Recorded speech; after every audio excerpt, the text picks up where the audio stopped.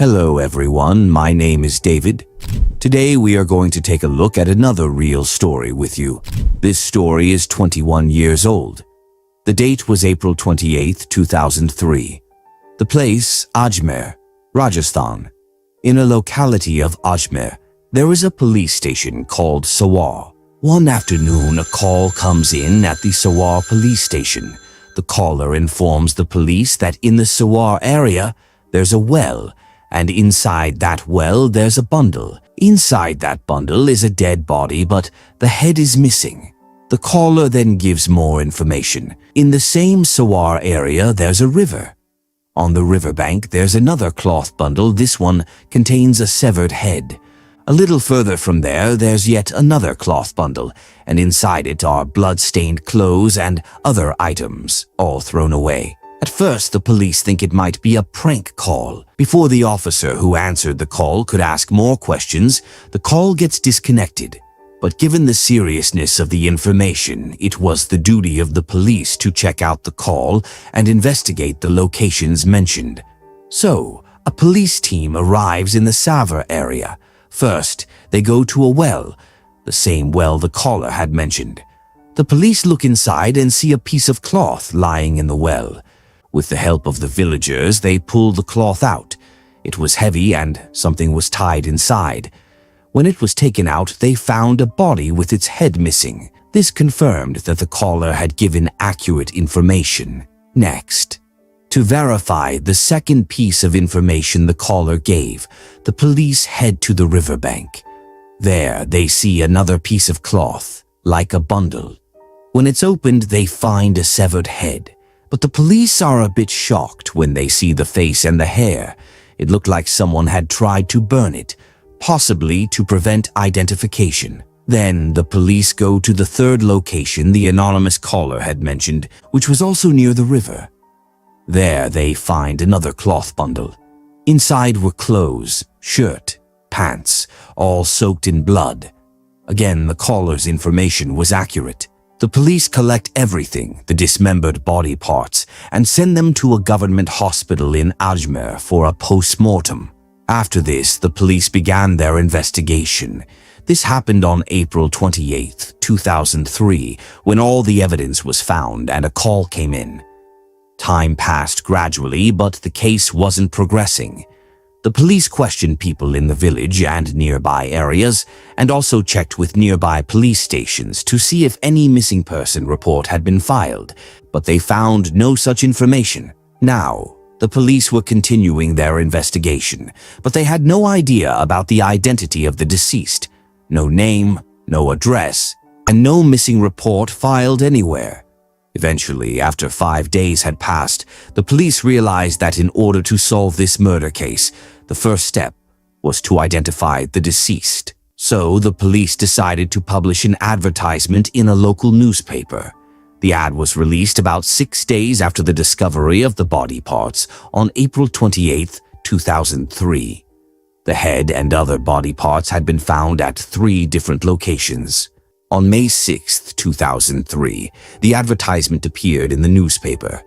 When the body was recovered and the post-mortem was conducted, the doctor mentioned one notable detail. The person had likely undergone surgery between the left eye and jaw due to a previous accident, during which a steel wire had been implanted just below the eye. These things came to light during the post-mortem. Now, since there was no face, it's not very effective to just give information about a faceless body. So the police mentioned this specifically in their notice that a headless body had been found, and these were the clothes. But under the left eye of the person, a steel wire was found, probably from some past surgery. Along with this information, an official notice was issued. After the post-mortem, the police performed the last rites, treating it as an unclaimed body, but they kept the other belongings and photographs safely with them. Meanwhile, the notice was published and the police waited, hoping someone would show up. Time passed slowly. Far from Ajmer, in a place called Kishangarh, known for its marble industry, lived a man whose son was in the marble business. His name was Durga Prasad, By chance, Durga Prasad happened to see the police notice in the newspaper, and his son name was Pawani, who was in the marble business, had been missing for a few days. Durga Prasad didn't even know his son was missing. That's because Pawani, who was married to Nidhi and had 2 sons, had moved out after a while and started living separately with his wife and kids. His other brothers and parents lived elsewhere, so there wasn't much interaction between them. Occasionally, the father would call the son or the son would call the father, and they'd check in on each other. But lately, even those calls had stopped. Then, since his son had his own marble business, so Durga Prasad used to go to the warehouse. The older employees there knew Durga Prasad and that he was the father of their boss, so he would often chat with those long-time workers when he visited the warehouse. One day, he called to check in on his son, and the worker at the warehouse told him, "Sir, your son, Pawani sir, hasn't been coming here for several days now. This has never happened before. But lately, your daughter-in-law, Nidhi ma'am, has been coming regularly to the warehouse instead. She's been handling all the business deals and everything else. She even takes all the money with her, so in a way, she's the one running the entire business now." Hearing this made Durga Prasad feel uneasy. His son wasn't showing up at the warehouse, couldn't be found anywhere, and his phone was switched off. He never had a great relationship with his daughter-in-law, Nidhi. But still, when he couldn't find any clues, one day he decided to call his son's house. Nidhi answered the phone. He asked her, "Where is Pawani? He hasn't called in days." Nidhi replied, "I don't know. He left without saying anything. We had a small argument and then he just disappeared." After that, he left angrily. So she was asked, "Are you going to the warehouse these days?" "You didn't tell us." She replied, "Now that he's not around, what else can I do? That's why I'm going." For a while, Durga Prasad thought maybe it was just a fight between husband and wife. These things happen. There had been arguments before too, so it didn't seem like anything unusual. But on May 6, 2003, while Durga Prasad was at home and reading the newspaper, his eyes fell on a police advertisement. As he read through the ad, something in it shocked him. It mentioned an unclaimed dead body that had been found. The head and the torso were discovered separately. The torso was found in a well and the head near a pond. The body hadn't been identified and the face was badly burned. However, under the left eye, a steel wire was found, probably inserted during some surgery. As soon as Durga Prasad read about that wire in the ad, his heart began to race. The reason was that around 11 years ago, his son Pawani had been in a road accident in which his jaw was fractured and he was injured under his left eye. He was taken to a doctor in Rajasthan, who then referred him to Delhi's Sir Ganga Ram Hospital, where surgery was done. And there he had surgery, and during that surgery a steel wire was inserted. Now, the advertisement mentioned the same thing. They felt that their son was missing.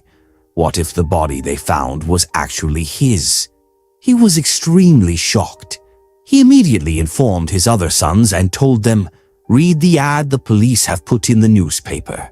He then called his daughter-in-law, Nidhi, and told her about the ad and said that the description given in it closely matched Pawani. Immediately, the whole family set out for Ajmer, to the Sawar police station, where the body had been recovered and from where the police had released the ad in the newspaper. All the sons, their wife, and daughters-in-law arrived, but Nidhi didn't come. This was strange. Her husband was missing. The police had given an ad, and her father-in-law had informed her, and now the entire family was preparing to go from Kishangarh to that police station in Sawar, Ajmer. Even after being informed, Nidhi didn't show up. So what could be the reason? Anyway, Durga Prasad said, "No worries, if she didn't come, we'll pick her up on the way." So they left and then reached Nidhi's home and picked her up. Then the entire family in separate vehicles reached the Sawar police station in Ajmer. When they got there, the police started questioning them. They said that their son had also undergone surgery and had a steel wire implanted below his left eye.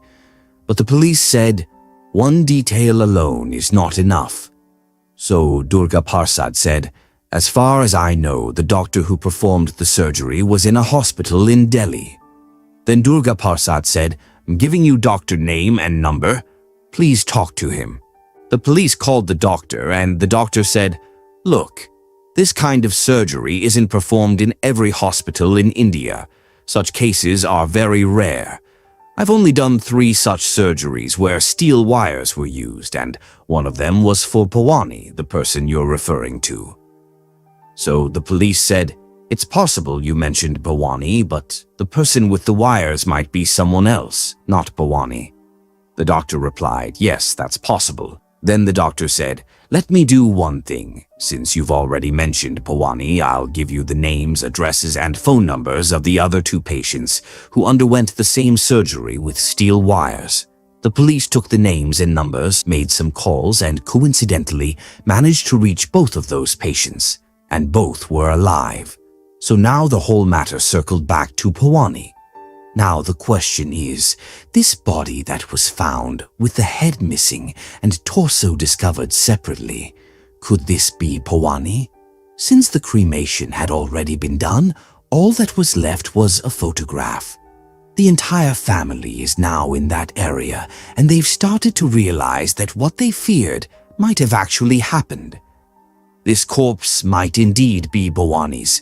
That's when the police said, "Well, along with the body, we also kept the clothes found at the scene safely, as it's all case property. Let me show them to you. Maybe that will help confirm if the body was Pawani's." So from the police station's evidence storage, an officer brought out a bundle. The clothes inside couldn't be seen clearly from the top. They were all wrapped up. The bundle was placed on the table and is about to be opened. Only then will it be known whether the pants and shirt inside can be identified or not. But just then, something strange happened. All the family members are standing. A police officer brings a bundle that contains the clothes of the deceased. The identification of the body found on April 28th is to be confirmed through those clothes, whether the body is indeed Pawani's. The entire family is anxious, their hearts pounding, praying it's not him. Up to this point, the daughter-in-law Nidhi, who had been informed and asked to accompany them, had not come. She was picked up from her house and brought to the police station. She was completely normal until now, but the moment the bundle was placed down, she suddenly started crying and said, "These are my husband's clothes." Now, the inspector at the station noticed something odd. The bundle hadn't even been opened yet, the clothes hadn't been shown, and yet she had already started crying and confidently claimed they were her husband's. Until then, she had been standing calmly. That raised suspicion. Anyway, the bundle was opened. Once the clothes were shown, it was confirmed. There was no room left for doubt. The man who had been murdered and whose body was found in pieces was none other than Pawani, a marble businessman from Kishangarh, a well-established businessman. Now the police finally knew whose body it was.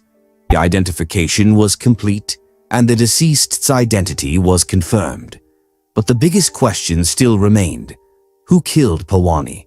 Who was the murderer? The police now had to start questioning the family. One by one, all the family members were interrogated. When the police asked if Pawani had any enemies or rivalries, the family said he had none in business. In the family, everyone started blaming each other. Pawani's family, his father, mother, and brother, pointed fingers at Nidhi, saying she might be responsible for this, that she could have killed her husband. But they gave no clear reason why. On the other hand, when Nidhi was questioned, she said that her in-laws, her mother-in-law, father-in-law, brother-in-law, and sister-in-law, were the ones who ruined her married life. When asked why, she claimed they wanted to take over her husband's business. So overall, the family members were accusing each other, but none of the allegations came with solid proof. Now, the police have begun investigating the case. They decided to examine every character in the family. As time passed, they began gathering details about everyone, how much money each person has, who holds grudges against whom, but no clues emerged. Meanwhile, Needy was in terrible condition, crying non-stop. Even the police started feeling sympathy for her. She had 2 small children, and the brutality with which Pawani was killed made it even worse.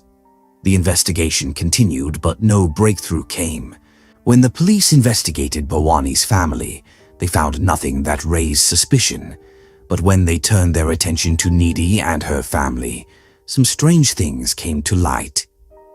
During the investigation, the police found a diary, Pawani's diary. He had a habit of journaling and often wrote about his relationship with his wife. In the diary, he mentioned arguments with Needy. One time she angrily demanded a divorce, another time she forced him to go to court and meet a lawyer for separation.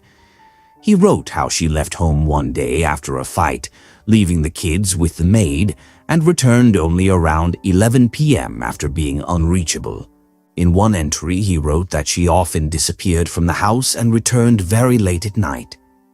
The diary told the story of their troubled relationship, but it didn't contain any direct clues or evidence that things would escalate to the point of murder. So even the diary didn't help the investigation much. The police had many suspects, but no concrete evidence or motive. The investigation went on. Then suddenly, one day, the police noticed something. Whenever Needy was being questioned, her brother always stood by her side. And whenever the police asked her unrelated questions, he would interrupt and try to answer for her. This raised suspicion, so the police came up with a strategy. They began questioning neighbors about Needy, her brother, and her parents.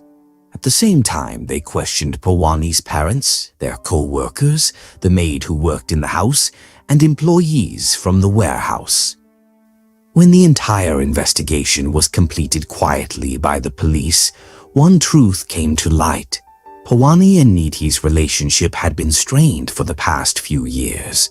The reason was that Needy suspected Pawani of having an affair with someone else. More than that, Needy doubted that sooner or later, Pawani might join his brothers and father in running the entire business together or hand it over to them, and that they would take everything away. Somehow this thought came into her mind, and she wanted the whole business to be in her name. Because of this issue, there were many fights between them.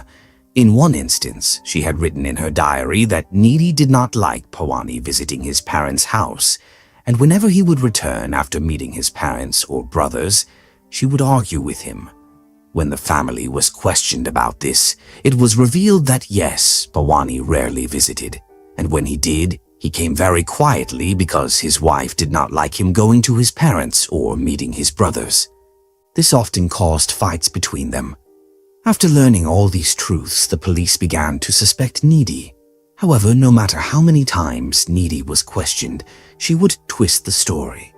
There was no direct evidence against her, so the police hesitated to put her under heavy suspicion, so the police had to proceed very carefully. But after all the investigations, no other clues or evidence surfaced, and the police became convinced that somewhere behind this murder, either Needy was involved or she had knowledge about it. One day when Needy was being constantly interrogated. Now, Needy was a woman and also a widow. The police changed their approach. One day they called her in along with her brother, saying, "Bring your brother with you." When both arrived, they seated Needy in the police station and took her brother to another room. Since he was male and his responses seemed strange, the police began pressing him harder. They took a wild shot in the dark and said, "Look, your sister has already told us half the truth. You might as well tell us the rest. If you don't, you're in trouble." When the police were interrogating him, even they didn't expect that while Needy hadn't broken down yet, her brother would give in so easily. But due to the fear and torture by the police, Needy's brother cracked and confessed, "Yes, my sister killed her husband with her own hands." Once the brother said that, the police called Needy again and made her sit in front of her brother. The brother repeated his statement. At that point, Nidhi had no way out. She finally told her whole story. The full story was this. When Pawani and Nidhi got married, they were very happy. They eventually had 2 children and were a decent family. Pawani was a successful businessman who dealt in marble, and their life was going well. About 10 years of married life passed smoothly. During this time, Pawani would often travel for work to places like Mumbai and Bengaluru. Nidhi, however, was a bit suspicious by nature. Whenever he left and returned, she noticed he would seem unusually happy, especially when he went to Mumbai or Bengaluru. This puzzled her. She would wonder, why is he so happy when he's leaving his family for business? And why does he return with the same joy? Slowly, it settled into her mind that he must be going to meet some girlfriend or another woman under the pretense of business. That's when the suspicion started growing and their relationship began to deteriorate. Aside from this, Nidhi also noticed how close her husband was with his parents and brothers. She feared that they might try to take over his entire business, so she started putting pressure on him, and fights began over this issue, demanding that he distance himself from his family. In fact, after the marriage, they had all been living together, but because of Nidhi's stubbornness and constant fights, Pawani was forced to leave his parents' house and rent a separate place in Kishangarh. He started living separately with his wife and 2 children.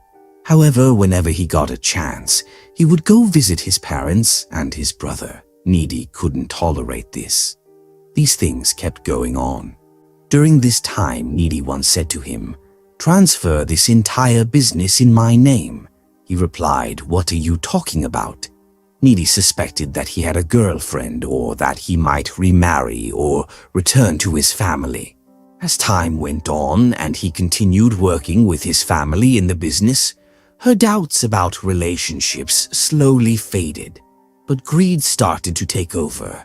She thought, sooner or later our relationship will break and we'll go our separate ways. But if I can get this business in my name, I'll be secure. It was the entire marble business, so how would she get it? Her greed blinded her to the point that she thought, if Pawani is not in this world anymore, everything will be mine. And that very day she decided to remove her husband from her path. There was a driver in their house who had once been very loyal to Pawani. Pawani had even helped him buy a car on loan. Nidhi conspired with this driver. She lured him by saying, "You don't have to repay the loan for the car, I'll pay it all off. Plus, I'll give you even more money. You'll be rich, just do one thing for me." Slowly, she gained his trust and revealed the entire plan. She told him, "You have to kill my husband, and I will help you too." Then came the night of April 27th, 2003. Pawani came home, and Nidhi gave him juice. There were sleeping pills in the juice. As soon as he drank it, he almost immediately fell into a deep sleep. Nidhi called her driver. When the driver arrived, Nidhi and the driver together struck his head with an iron rod. Once they were sure he was dead, they took the body to the basement. In the basement, they first tried to burn the body, but then they realized the smoke and the smell would spread and people would find out. So they abandoned that idea. After that, they decapitated Pawani. Taking the head to the roof, they placed it on a gas stove and burned the face. Then they packed the head separately, the torso separately, cleaned up the blood, and left in a car that same night with the body parts. Their plan was to throw everything into a river, hoping the current would carry it all away. But on the way, they saw police at 2 places. Since they had guilt in their hearts, they panicked at the sight of the police. So instead, they went to a nearby riverbank and threw the head there, thinking that since the face was burned, even if found, it wouldn't be identifiable. They threw the torso into a well, which was in a deserted area. They also threw away the rest of the clothes and left. But maybe all of this would have stayed hidden if not for an unknown and anonymous person who called the police. Even to this day, the Agmer police station doesn't know who that caller was. They tried to find out but couldn't identify the person who tipped them off about the case. Eventually, after collecting all the statements, the police filed a case and arrested Nidhi and the driver. The case went to court. Within a year, the lower court delivered its verdict. The 30th of July 2004, that was the date when the court sentenced Nidhi Sharma and her driver to life imprisonment. Both appealed in the High Court, but the High Court upheld the lower court's judgment.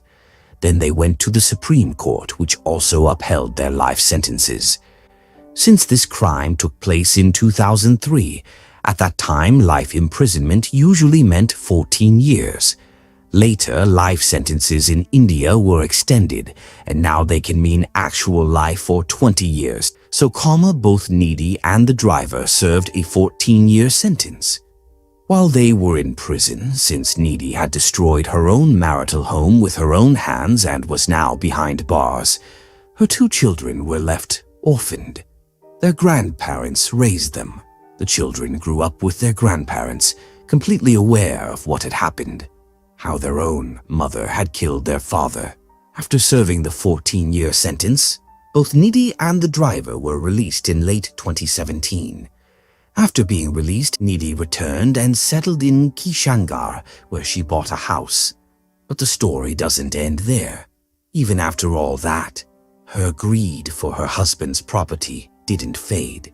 She began fighting her own children over the business and the estate, behaving as if she had created it all herself.